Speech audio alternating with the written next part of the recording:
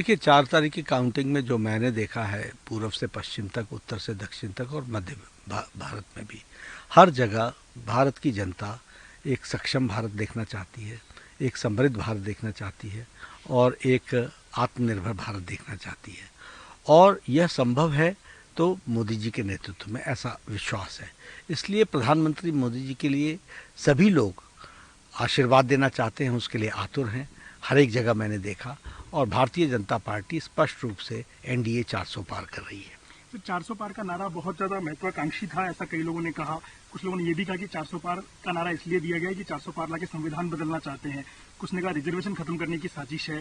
तो इन सारी चीजों को बीजेपी ने काउंटर किया, लेकिन आपको लगता है कहीं ना कहीं 400 पार का लक्ष्य जो बात हुई उसका एक परसेप्शन जो बिल्डअप किया उसका नुकसान थोड़ा बहुत आपको हुआ? नहीं, देखिए क्या होता है कि सारा देश 400 पार पर डिस्कशन कर रहा है। ये स्पष्ट है कि हम हमेशा एक लक्ष्य लेकर के चलते हैं और उस लक्ष्य को हासिल करने का प्रयास करते हैं और जनता का भी आशीर्वाद मिल रहा है। ये जो संविधान बदलने की बात कर रहे हैं, ये वो लोग हैं जो नेगेटिविज्म में ही जिन्होंने राजनीति की है। उनसे अपना तो कुछ होता नहीं है, अपने तो बारे में तो कुछ कह नहीं सकते कि हम ये कमा करके लाएंगे, हम ये आगे बढ़ेंगे।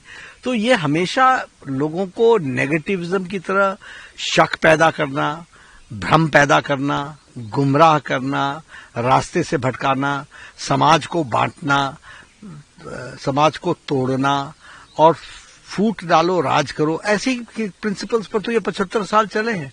ये तो मोदी जी ने पॉजिटिव नोट पर देश को आगे बढ़ाने का काम किया है और सक्षम भारत, सामर्थ्यवान भारत, आत्मनिर्भर भारत इस ओर ले जाने का काम किया है। ये लोग तो इस तरीके से काम करते हैं जो कि किस तरीके से लोग बटे रहें और इनको वोट बैंक की राजनीति मिल जाए, तुष्टीकरण हो जाए, एक साइजेबल चंक मिल जाए जिसके आधार पर राजनीति करते रहें। सर, ये एक ऐसा चुनाव था जिसमें लोगों ने अपने जो भी उनका घोषणा पत्र था उसके इतर जाके बाकी मुद्दों पे अपने चुनाव प्रचार किए।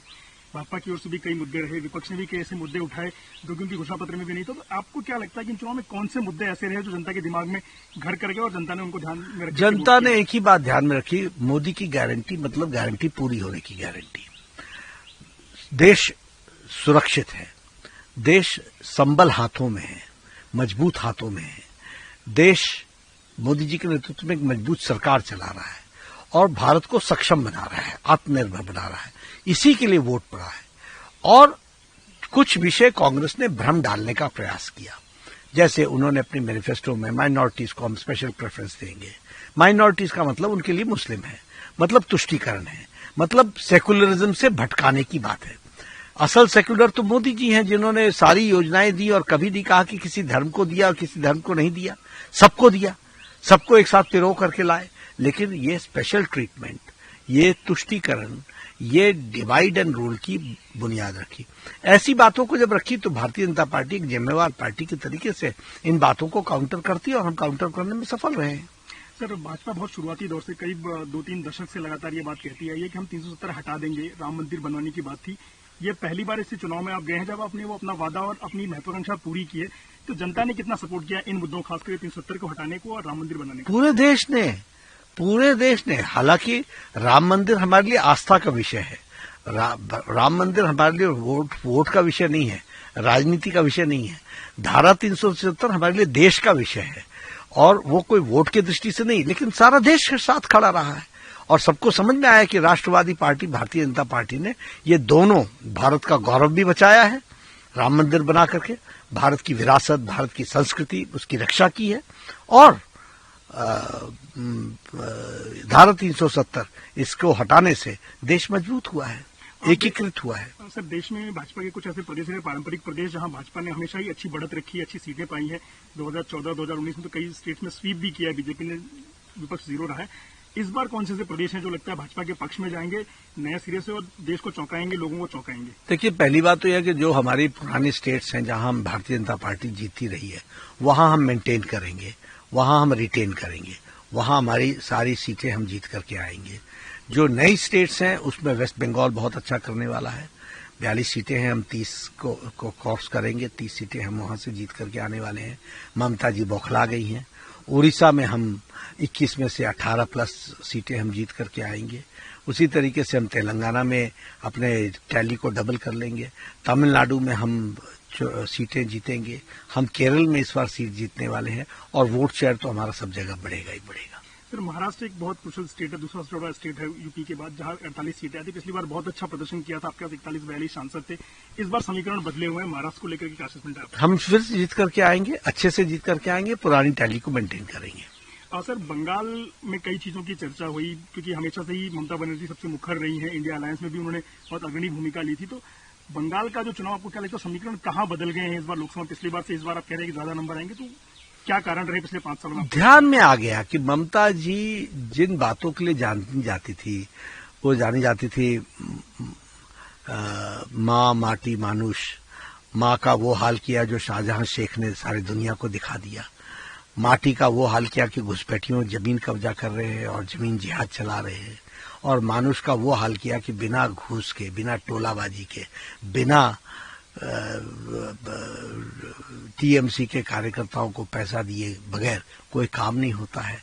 तो ये वहां के लोग उकता चुके हैं, दुखी हो गए हैं और टीएमसी से बदला लेने के लिए बैठे हैं।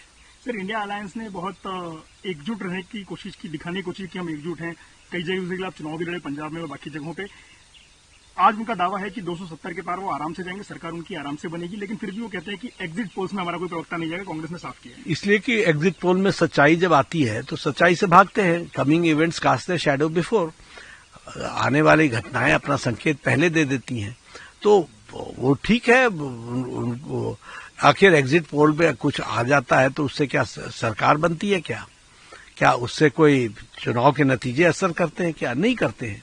लेकिन आपको विश्वास ही नहीं है, क्योंकि आपने इतने दिन तक, 1.5 महीने तक आप झूठ पर ही पर चलते रहे और आप लोगों को गुमराह करने के लिए लगे रहे। अब सच्चाई सामने आने वाली है तो आप डर गए।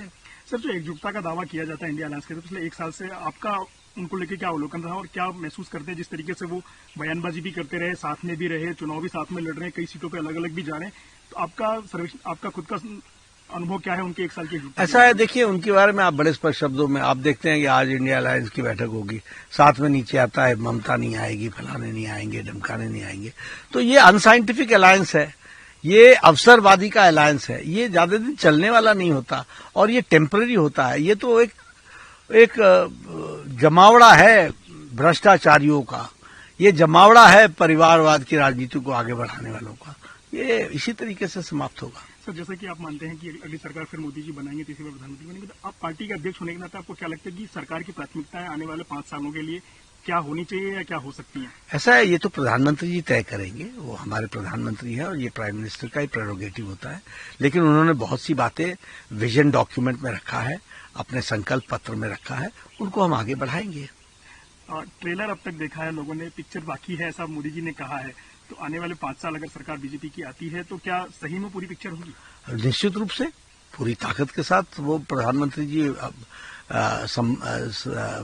विकसित भारत के संकल्प को पूरा करने के लिए पूरी पिक्चर दिखाएंगे।